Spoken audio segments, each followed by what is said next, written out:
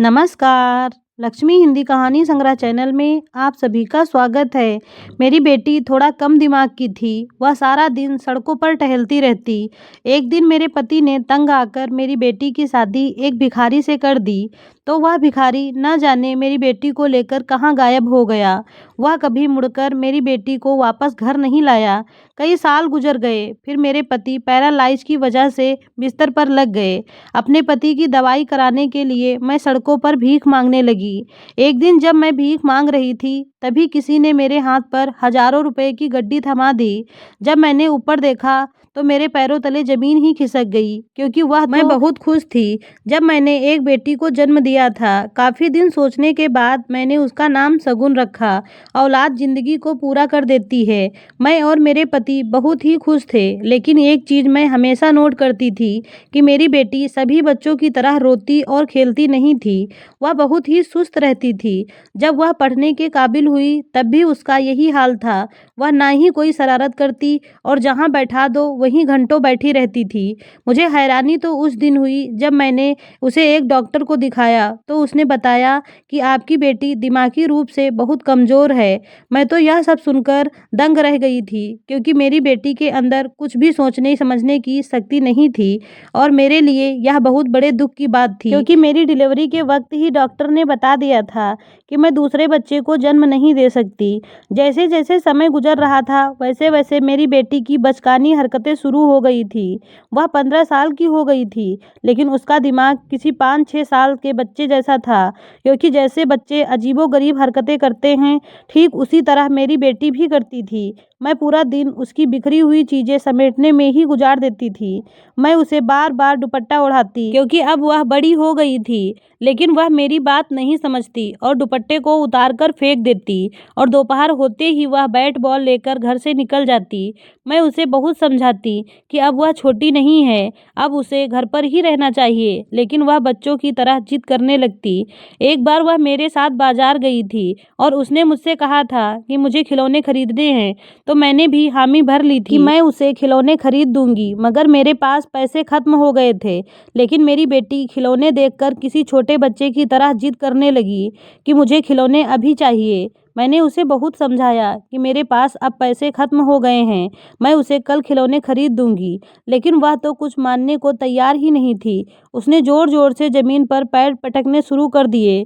सब लोग उसे देखकर हंसने लगे। वहां से आते जाते लोग खड़े होकर उसे देख रहे थे कि कैसे एक जवान लड़की किसी छोटे बच्चे की तरह जिद कर रही थी। देखते ही देखते वहां काफी लोग जमा हो गए। मैं उसे समझा समझा कर परेशान हो गई थी, लेकिन वह कुछ समझने को तैयार नहीं थी। वह बहुत तेज आवाज में रो रही थी। फिर मैंने बाजार से खरीदा हुआ सामान वापस कर दिया और उसे खिलौने लेकर दे दिए। मेरा तो भरे बाजार में मेरी बेटी ने तमाशा बनाकर रख दिया था।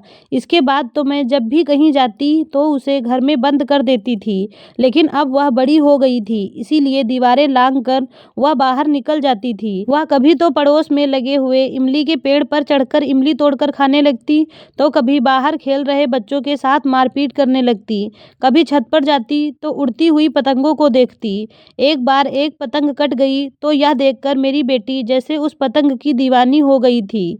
मैं किचन में खाना बना रही थी, इसीलिए वह धीरे से दरवाजा खोलकर बाहर निकल गई और मुझे जरा सी भी आहट महसूस नहीं हुई। मैं जब किचन से बाहर निकली तो मुझे मेरी बेटी कहीं नजर नहीं आ रही थी। मैंने उसे पूरे घर में खोजा, लेकिन वह मुझे कहीं नजर नहीं आई। जब मैंने बाहर का दरवाजा खोलकर देखा तो मेरी जान ही निकल गई, क्योंकि बाहर बहुत तेज धूप थी और गलियों में सन्नाटा था। गलियों में कोई भी नजर नहीं आ रहा था। मेरा दिल तो जैसे धड़कना ही भूल गया था कि इस वक्त मेरी बेटी कहाँ चली गई है। मेरे पड़ोसियों के बच्चों के साथ वह हमेशा बैट बॉल खेलती थी, इसीलिए मैंने सबके घर जाकर देखा तो उन सब लोगों का एक ही जवाब था कि वह यहाँ नहीं आई। मैं बहुत ज़्यादा घबराई हुई थी। मेरे दिल की धड़कनें तो जैसे रुक गई थी। मेरी आंखों से आंसू बहने लगे थे कि इतनी तेज धूप और गर्मी में मेरी बेटी कहाँ गई होगी। मैंने अपनी गली के 4-5 घरों में जाकर पूछ लिया था, लेकिन वह किसी के घर पर नहीं थी। मैं रोते हुए चुपचाप घर वापस आ गई। फिर मैंने अपने पति को फ़ोन किया और मैंने उन्हें बताया कि शगुन कहीं नहीं मिल रही है। मेरी बात सुनकर वह मुझसे कहने लगे, वहीं कहीं होगी, देखो मैं अभी आता हूँ। थोड़ी देर में ही मेरे पति घर आ गए थे। मेरा तो रो रो कर बुरा हाल था। मेरे पति ने भी पूरा मोहल्ला छान मारा था, लेकिन मेरी बेटी को तो जैसे आसमान ही निगल गया था। दोपहर से शाम हो गई और शाम से रात, लेकिन मेरी बेटी का कोई अता पता नहीं था। मैं अपने मोहल्ले में काफ़ी समय से रह रही थी, इसीलिए मेरी पड़ोसियों से अच्छी जान पहचान भी हो गई थी और वह सभी लोग मेरी बेटी के लिए फ़िक्रमंद भी थे। इसीलिए वह कह रहे थे कि अब तो काफ़ी घंटे हो गए हैं, हमें पुलिस को खबर कर देनी चाहिए। उन सब लोगों की बात मानकर हमने पुलिस को बुला लिया था।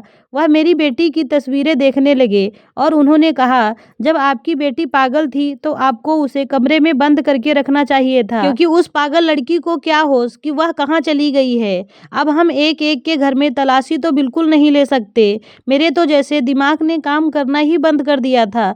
पूरी रात हम दोनों ने जागते हुए काट दी। जिसकी जवान लड़की घर से लापता हो, उसे भला नींद कैसे आ सकती थी। 2 दिन हो गए, लेकिन मेरी बेटी की अभी तक कोई खबर नहीं मिली थी। चौथे दिन पुलिस स्टेशन से कॉल आई तो उन्होंने हमें एक ऐसी खबर सुनाई कि हमारे होश ही उड़ गए थे। हम दोनों भागते हुए पुलिस स्टेशन पहुंचे तो पुलिस वाले हमें एक अस्पताल ले गए। मैं जब अस्पताल पहुंची तो सामने सफ़ेद चादर में लिपटी हुई एक लड़की को देखकर मुझे ऐसा लगा कि जैसे मेरी दुनिया ही खत्म हो चुकी है। मैं डगमगाते हुए कदमों के साथ उस लड़की के पास पहुंची और कांपते हुए हाथों से मैंने उसकी चादर हटाई। फिर जैसे ही मैंने उसे देखा तो कांपते हुए पीछे हट गई। उस लड़की के चेहरे पर चाकू से कटने के निशान थे और उसकी गर्दन को भी काटा गया था। लड़की की शक्ल तो इतनी बिगड़ चुकी थी कि वह पहचान में ही नहीं आ रही थी। मैं तो उसे देखकर फूट फूट कर रोने लगी और सोचने लगी, यह कैसी निर्दयी दुनिया है जहाँ लोगों में इंसानियत तो जैसे खत्म ही हो गई है। नहीं तो पुराने ज़माने में अगर किसी का खोया हुआ बच्चा मिल जाता था तो वह उसे उसके घर तक पहुंचा देते थे। पहले के लोग इतने जिम्मेदार थे और आज तो शायद दुनिया इंसानी जानवरों से भर चुकी है। बेशक वह मेरी बेटी नहीं थी, लेकिन उसकी हालत देखकर तो मेरा कलेजा फटकर रह गया था। पता नहीं क्यों लोगों ने उस लड़की के साथ जानवरों वाला सलूक किया था। अब तो मैं इतना डर गई थी कि अपनी बच्ची के लिए भगवान के सामने प्रार्थनाएं करने लगी। शाम को पुलिस स्टेशन से फ़ोन आया कि उन्हें सड़क पर रोते हुए एक लड़की मिली है जिसकी शक्ल आपकी बेटी से मिल रही है, इसीलिए आकर इसकी पहचान कर लो। मैं और मेरे पति जल्द ही वहां पहुंचे। 4 दिन बाद मेरी बेटी पुलिस वालों को मिली थी, लेकिन जिस हाल में वह मिली थी उसे देखकर तो मेरा हैरानी से बुरा हाल था। उसके बाल बिखरे हुए थे और कपड़े भी जगह जगह से फटे हुए थे।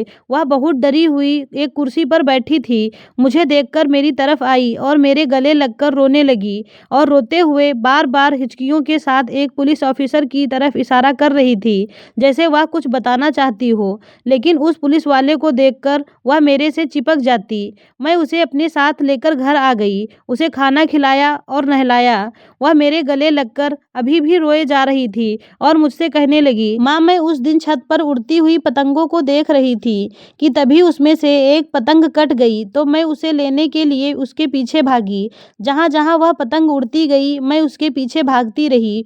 वह ना जाने किसके आंगन में गिरी थी। मैंने उसका दरवाज़ा खटखटाया और उनसे कहने लगी कि मुझे पतंग उड़ानी है जो आपके आंगन में आकर अभी गिरी है।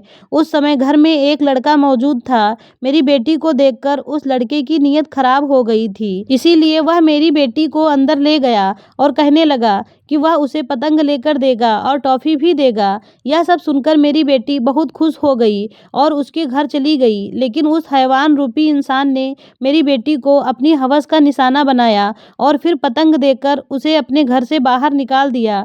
मेरी बेटी सड़कों पर रोती रही, मुझे ढूंढती रही। उसके कपड़े भी जगह जगह से फट चुके थे। वह हर एक से कहती कि मुझे मेरी माँ के पास छोड़ दो। बहुत लोगों ने मेरी बेटी से उसका पता भी पूछा, लेकिन उसे कहाँ इतना पता था कि वह अपने मोहल्ले का पता बता सकती। इसीलिए 4 दिन तक वह सड़कों पर मारी मारी फिरती रही। किसी को तरस आता तो वह उसे खाने को दे देता। वह इसी तरह 4 दिन तक फुटपाथ पर सोती रही। एक रात एक पुलिस वाले की बाइक उसके पास रुकी। रुकी और वह मेरी बेटी को अपने साथ पुलिस स्टेशन ले गया। वह देखकर पहचान गया था कि यह तो वही लड़की है जिसके लिए इसके माँ बाप बहुत परेशान हैं। लेकिन मेरी बेटी को देखकर उस भेड़िए की भी नीयत खराब हो गई, इसीलिए उसने भी मेरी बेटी की बिखरी हुई हालत का लिहाज नहीं किया और उसने भी मेरी बेटी को एक कमरे में ले जाकर उसके साथ कुकर्म किया और कहा कि अगर यह बात किसी को बताई तो मैं तुझे जान से मार डालूंगा। मेरी बेटी को डरा धमकाकर उसने एक कुर्सी पर बैठा दिया था और फिर हमें खबर कर दी थी। मैं अपनी बच्ची की जुबान से यह सब सुनकर फूट फूट कर रोने लगी और सोचने लगी कि जब देश के रक्षक ही भक्षक बन जाएं तो समाज कैसे सुरक्षित रह सकता है। हम पति पत्नी ने अपनी जुबान बंद करने में ही समझदारी समझी और हम चुप होकर बैठ गए, लेकिन हमारी बर्बादी का सिलसिला तो शायद यहीं से शुरू हो गया था। कुछ दिन बाद वही पुलिस वाला फिर हमारे घर आया और कहने लगा, हमने कुछ मुजरिमों को पकड़ा है, अपनी बेटी को हमारे साथ भेज दो ताकि यह असली मुजरिमों की पहचान कर सके। वह जिन नज़रों से मेरी मासूम बेटी की तरफ देख रहा था, उसे देखकर मेरा दिल तो कांप गया था। फिर मैंने कहा, हमें किसी के लिए कोई केस नहीं करना। मैं उस पुलिस वाले की हवस का निशाना अब अपनी बच्ची को नहीं बनने देना चाहती थी, लेकिन वह पुलिस वाला तो बहुत ही गुस्से में आ गया और कहने लगा, तुम लोग इंसाफ के लिए हमें दिन रात दौड़ाते हो और जब हम मुजरिमों को पकड़ लेते हैं तो तुम लोग केस खत्म कर देते हो। यह केस अब इस तरह खत्म नहीं होगा। इस लड़की को तो हमारे साथ भेजना ही पड़ेगा ताकि यह असली मुजरिम की पहचान कर सके। मेरी बेटी यह सुनकर मेरे पीछे छुप गई और कहने लगी, माँ मुझे इस इंसान के साथ कहीं नहीं जाना, नहीं तो यह मुझे मार देगा। मैंने कहा, जब हम यह केस खत्म कर रहे हैं तो फिर आप क्यों हमारे साथ जबरदस्ती कर रहे हैं? उस पुलिस वाले ने चिल्लाकर कहा, शराफत से इस लड़की को आज की रात मेरे साथ भेज दो, नहीं तो मैं इस लड़की पर चोरी का इल्जाम लगाकर इसे ले जाऊंगा या फिर तुम्हारे पति को किसी झूठे केस में फंसवा कर जेल में बंद कर दूंगा। हम पुलिस वाले कानून को अपनी जेब में रखते हैं। मुझे तुम्हारी यह पागल बेटी पसंद है, इसीलिए अब इसे जब तक पुलिस स्टेशन आना ही पड़ेगा, जब तक मैं खुद से मना नहीं करता। और अगर तुम इसे मेरे साथ नहीं भेजोगी तो मैं तुम्हारे पति को जेल में बंद कर दूंगा। फिर मुझे तुम्हारे घर आने से कोई नहीं रोक सकता। उसने मेरे पीछे छुपी मेरी बेटी का हाथ पकड़ा और उसे घसीटते हुए अपने साथ ले गया। मेरी बेटी माँ माँ कहकर चिल्ला रही थी। मैंने सोचा कि काश मेरी बेटी मर जाए, क्योंकि जो दर्द वह सह रही थी वह दर्द बहुत ही असहनीय था। वह पुलिस वाला हर 2 दिन बाद केस के बहाने हमारे घर आने लगा और मेरी बेटी को अपनी हवस का निशाना बनाता रहा। मैं और मेरे पति तो बहुत बड़ी मुसीबत में फंस गए थे। अब मुझे समझ आ रहा था कि लोग पुलिस स्टेशन में अपनी रिपोर्ट लिखवाने क्यों नहीं जाते, क्योंकि इंसाफ मिलना तो बहुत दूर की बात, यहाँ तो बेटियों की इज्जत की अर्थियाँ पुलिस वाले ही निकाल देते हैं। मेरी बेटी अब बहुत ही कमज़ोर हो चुकी थी। मुझे अब उसे देखकर तरस आने लगा था। अब मेरे पास एक ही रास्ता बचा था, उस पुलिस वाले से अपनी बेटी को बचाने का। हमारे घर के बाहर एक नौजवान सा भिखारी भीख मांगने आता था। मैंने अपनी बेटी की शादी उससे करवा दी और उसे उसके साथ तुरंत ही विदा कर दिया। फिर जब वह पुलिस वाला रात के वक्त मेरे घर आया तो मैंने उसे बताया कि मैंने अपनी बेटी की शादी करके उसे विदा कर दिया है। पुलिस वाला मुझे घूरते हुए कहने लगा, मैं तुम्हें देख लूँगा, और फिर वहाँ से चला गया। इसके बाद वह पुलिस वाला कभी दोबारा मेरे घर नहीं आया, लेकिन मुझे अब वह भिखारी भी दोबारा कहीं नज़र नहीं आ रहा था, जो रोज़ मेरे घर के बाहर भीख मांगने आता था। पुलिस वाले से बचाने की खातिर मैंने जल्दबाजी में अपनी बेटी की शादी उस भिखारी से कर दी थी, लेकिन वह भी अब ना जाने कहाँ गायब हो गया था। मैंने उसे बहुत ढूंढने की कोशिश की, लेकिन मुझे वह भिखारी कहीं नहीं मिला। मेरे पति ने कहा, अब बस करो शगुन को ढूंढना, समझ लो कि वह मर चुकी है। अब मेरे पति अक्सर बीमार रहने लगे थे। मैं भी वक्त से पहले ही बुढ़ी हो चुकी थी। बार बार मुझे लगता कि मेरी बेटी सड़कों पर भीख मांग रही होगी, क्योंकि मैंने यह सोचकर उसकी शादी उस भिखारी से कर दी थी कि इस पुलिस वाले से पीछा छूटने के बाद मैं अपनी बेटी को दोबारा अपने पास रख लूँगी। लेकिन वह भिखारी भी लालच में आकर न जाने मेरी बेटी से क्या काम करवाता होगा। हो सकता है कि उसने पैसों की खातिर मेरी बेटी को किसी कोठे पर न बेच दिया हो। मेरे दिल में हर वक्त मेरी बेटी की चिंता बनी रहती थी। अभी मैं इन चिंताओं से खुद को आज़ाद नहीं कर पाई थी कि तभी मेरे पति को पैरालाइज अटैक हो गया और वह बिस्तर पर लग गए थे। मेरे ऊपर तो जैसे दुखों का पहाड़ ही टूट पड़ा हो। मेरे घर के इकलौते कमाने वाले मेरे पति ही थे। कमाई का कोई और दूसरा जरिया नहीं था और मुझे सिलाई कढ़ाई भी नहीं आती थी कि कपड़े सिलकर ही अपना गुजारा कर लेती। एक तरफ मुझे अपनी बेटी की चिंता खाए जा रही थी और दूसरी तरफ मेरे पति की। मुझे यह बात समझ नहीं आ रही थी कि मेरी बेटी उस भिखारी के साथ आखिर गई कहाँ। मैं जानती थी कि मेरे पति बेशक मुझसे कहते थे कि शगुन को भूल जाओ, लेकिन मेरे पति की यह हालत भी मेरी बेटी के गम की वजह से ही हुई थी। मेरे पति और मैं शगुन से बहुत प्यार करते थे। वह बेशक थोड़ी पागल थी, लेकिन मेरी बेटी अपने पापा से बहुत प्यार करती थी। जब भी वह ऑफिस से आते तो वह उनके गले में लिपटकर पापा पापा करती नहीं थकती थी। मेरी बेटी 15 साल की उम्र में ही बहुत बड़े बड़े दर्द झेल चुकी थी और अब वह न जाने कहाँ थी। मेरे पति बिल्कुल चुप से हो गए थे। अब वह किसी से बात नहीं करते थे। हर वक्त उनकी आंखों से आंसू बहते रहते। एक बार वह सो रहे थे कि तभी शगुन का नाम लेकर चिल्लाने लगे। मैं उनके पास ही थी, इसीलिए मैंने उनसे पूछा कि तुम्हें क्या हुआ है, तो वह फूट फूट कर रोने लगे और कहने लगे, मुझसे मेरी बेटी का गम बर्दाश्त नहीं हो रहा है, क्योंकि मुझे बीते हुए वह पल याद आते हैं। उनकी बातों ने मुझे भी उदास कर दिया था। कुछ दिन बाद तो हमारे घर पर भूखे रहने की नौबत आ गई थी। मजबूरी में आकर मुझे घर से बाहर निकलना पड़ा। पहले तो मैंने बहुत कोशिश की कि मुझे किसी के घर पर नौकरी मिल जाए, लेकिन कोई भी मुझे नौकरी पर रखने के लिए तैयार नहीं था। फिर मैं फटे पुराने कपड़े पहनकर अपने पति के लिए भीख मांगने लगी। बड़ी मुश्किल से गुजर बसर हो जाती थी। वक्त ऐसे ही गुजरने लगा। एक दिन मुझे वह पुलिस वाला नजर आया। मैं एक अस्पताल के बाहर भीख मांग रही थी कि जब कुछ आदमियों के सहारे चलता हुआ वह गाड़ी में बैठ रहा था। वह पहले से बहुत दुबला हो गया था। उसे देखकर ऐसा लग रहा था कि जैसे वह किसी बड़ी बीमारी का शिकार हो चुका है। मुझे उसे देखकर जरा सा भी तरस नहीं आया, लेकिन मुझे न जाने क्यों यह जानने की इच्छा हुई कि आखिर इसे हुआ क्या है। जब वह अस्पताल से बाहर आया तो मैं उसी वक्त अंदर गई। मुझे उस पुलिस वाले का नाम पता था, इसीलिए मैंने रिसेप्शन पर बैठी नर्स से पूछा कि यह रोगी किस बीमारी का इलाज करवाने आया था। तो वह कहने लगी कि इन्हें एड्स जैसी गंभीर बीमारी हुई है। मैंने आसमान की तरफ देखते हुए कहा, ऐसे लोगों का यही अंजाम होना चाहिए। यह पुलिस वाला लड़कियों की इज्जत के साथ खिलवाड़ करता था और उसके माँ बाप को डराता धमकाता था। उसे रिश्वत खाने और लड़कियों की इज्जत से खेलने की आदत पड़ चुकी थी। न जाने किन किन लड़कियों की बद्दुआ इसे लगी होगी, इसीलिए अब यह ऐसी हालत में पहुंच गया है कि अपने लिए मौत की दुआएं मांगता है। लेकिन इसे तो मौत भी नहीं आ रही होगी, क्योंकि कर्मों का बदला भगवान इसी दुनिया में लेना शुरू कर देते हैं।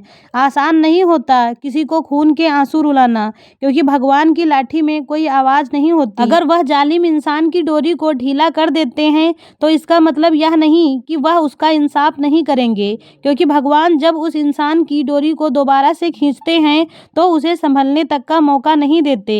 और इस पुलिस वाले के साथ भी यही हुआ था। इसका जीवन अब मौत से भी ज्यादा बदतर हो चुका था। मेरा दिल तो चाहा कि मैं वहीं भगवान के कदमों में अपना सर रख दूं, क्योंकि मैं तो समझती थी कि पता नहीं मेरे बेटी के साथ हुए अन्याय का हिसाब भगवान करेंगे या नहीं। लेकिन भगवान ने हमारे साथ हुए जुल्म का बदला ले लिया था। वह अपने भक्तों से बहुत प्यार करते हैं। मैं वहां से बाहर निकल गई। मेरे पति की दवाइयां खत्म हो चुकी थी और मेरे पास उन दवाइयों को खरीदने के लिए पैसे नहीं थे। इसीलिए मैं सड़क किनारे भीख मांगने के लिए खड़ी हो गई कि तभी एक बड़ी सी गाड़ी मेरे पास आकर रुकी। उस गाड़ी में बैठी लड़की ने शीशा खोला और पर्स से हजारों की गड्डी निकालकर मुझे दे दी। मैं उसका चेहरा तो नहीं देख पाई थी, लेकिन उसको दिल से दुआएं जरूर दे रही थी। मैंने जल्दी से मेडिकल पर जाकर अपने पति की दवाएं खरीदी और घर चली गई। अगले दिन फिर जब मैं सड़क किनारे खड़ी थी, तब फिर से वही गाड़ी दोबारा मेरे पास आकर खड़ी हुई। इस बार गाड़ी की खिड़की का शीशा ही नहीं, बल्कि गाड़ी का गेट भी खुला था और उस गाड़ी से उतरने वाली लड़की कोई और नहीं बल्कि मेरी बेटी थी। मैं उसे देखकर दंग रह गई थी। मैं उसे हैरानी से देखने लगी तो उसने मुझे गले लगा लिया और कहने लगी, माँ, जिस लड़के के साथ आपने मेरी शादी की थी वह लड़का भिखारी नहीं था, वह तो एक पुलिस ऑफिसर था। लेकिन भिखारी बनकर वह गैर कानूनी काम करने वाले लोगों को पकड़ता था। उसे मैं पहले से ही पसंद थी, इसीलिए शादी के बाद वह मुझे अपने घर ले आया। लेकिन उसके बॉस ने उसकी ड्यूटी दूसरे शहर में लगा दी थी और यह बात किसी किसी से भी कहने को मना कर दिया था, इसीलिए वह मुझे लेकर दूसरे शहर चले गए। उन्होंने मेरा इलाज भी करवाया। मैं अब बहुत खुश हूँ। उस दिन मैंने तुम्हें तब देखा जब मेरी गाड़ी आगे जा चुकी थी और तुम भी न जाने कहाँ चली गई थी। इसीलिए आज मैं यहाँ फिर से आई थी आपको ढूंढने। अपनी बेटी को इतना खुश देखकर मैं भगवान को धन्यवाद देने लगी। मेरे पति भी अपनी बेटी को देखकर अब ठीक होने लगे थे। देर से ही सही, लेकिन भगवान ने मेरे घर की सारी खुशियाँ मुझे लौटा दी थी। आप लोगों को मेरी यह कहानी कैसी लगी, एक प्यारा सा कमेंट करके ज़रूर बताएं। ऐसी ही और कहानियाँ सुनने के लिए हमारे चैनल को सब्सक्राइब करें। धन्यवाद।